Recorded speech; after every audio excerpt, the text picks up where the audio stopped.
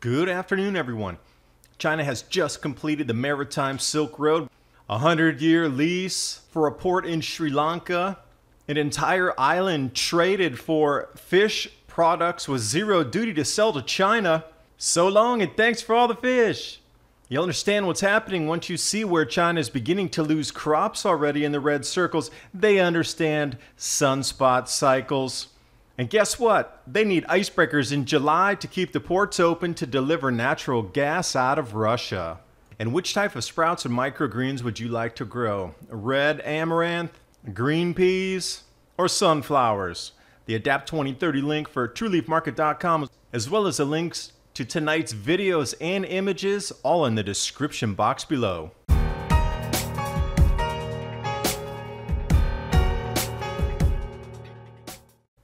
Now, while the world's quietly been sleeping, China has been setting up what they call the Maritime Silk Road, otherwise known as the String of Pearls. This stems from all the investment that they have in the Sudan and the Sahel, those areas that are now becoming green that the Chinese knew would start to see rainfall coming up as the grand solar minimum intensified. They're building rail lines out into what were the basins of old dried lakes, called the mega lakes across the Sahel. You can check that out in North Africa. This is all for food delivery back to China. They shouldn't even name it the String of Pearls. They should name it the String of Food Delivery. Now, China just scored huge on a 100-year lease in Sri Lanka. This will also allow China to counterbalance some of India's influence in the Indian Ocean there. Now, when we jump over to the Maldives, a place called Malé, they also scored another huge deal. They released an entire island and also use of the nation's largest port. Now, in exchange for all this debt that they've just received, the Maldivian fishermen and fish products get zero duty imported into China. So I'm just going to say so long and thanks for all the fish, because China scored huge on that. They're going to let the Maldives go out and fish the ocean for them and just deliver free fish over to China. They're so desperate need of protein anyway. They bought up the entire harvest of soybeans in the United States. That's how desperate and how much food they need. And when you look at the map here to see where their production's going offline and has routinely gone offline during the past grand solar minimums going back thousands of years, it's always these same two places.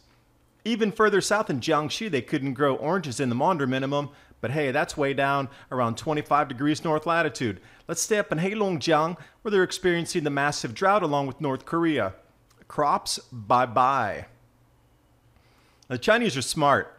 They understand these cycles in our sun. They understand grand solar minimums. They understand sunspot activity. And when you're looking at charts like this, it's hard to tell where we're mapping it out, but let's string it together so you can really see what it looks like.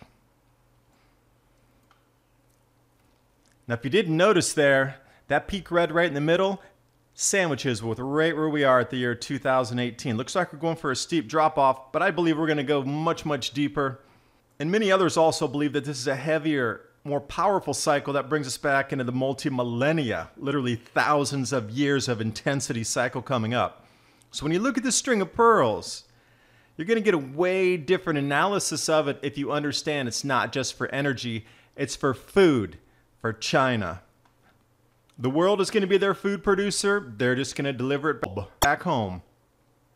Now, speaking of delivery, here we go. Liquid natural gas and oil stuck. Icebreakers needed in July to get these routes open. Gulf of Ob. Now, the Barents Observer is reporting now that two of Russia's largest Arctic outshipment points for oil and LNG have become packed with ice, leaving tankers stranded in ice, carriers stranded and paralyzed in ice. It's July, though. It's okay. We were told this would happen with global warming. We were expecting this much ice anyway. Well, at least the Russians were, because they got 4 icebreakers going up there to break those routes open so they can continue to get their energy out. Now, looking at the sea ice thickness, this is a couple days ago, June 26th. Now, if you look at the chart here, you're going to see that big purple tongue running down. You got to go north and then to the east of Norway. Sweden, look it down at the bottom of the chart. It says 30 degrees east. It's not on that latitude, but just go straight up there. You'll see that purple tongue sticking out there. But notice within that, we get 2.5 meter thick ice. That's exactly where the blockade is occurring right now to stop the shipping of these transit and tankers coming out of there. Also, SAF running the same ice charts here.